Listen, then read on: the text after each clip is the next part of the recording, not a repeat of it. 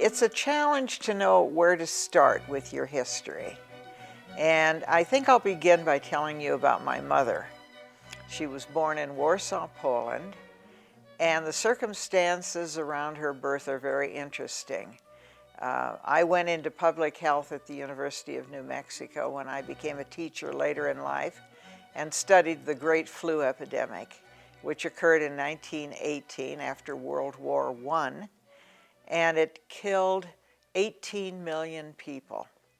It decimated from village to village.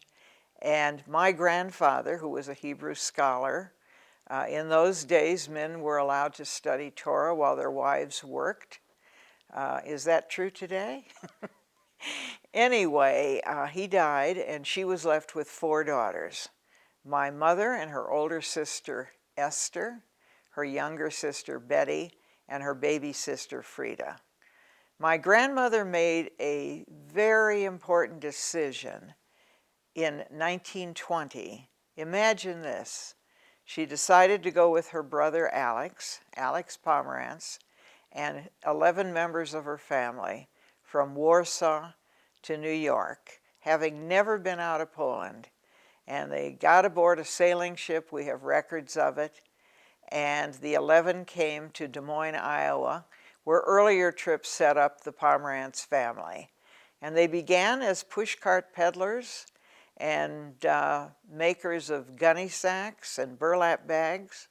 And that business grew into a mighty, mighty business in the 50s after World War II.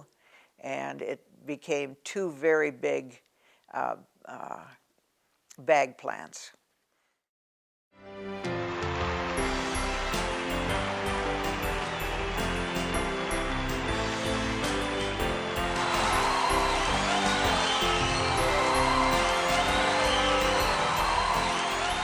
Well, I don't know if there's exactly one civic or professional accomplishment. I think I've just been very fortunate in my life. I've been very blessed to be surrounded by great mentors all the way from the Anderson School through my life, through my family.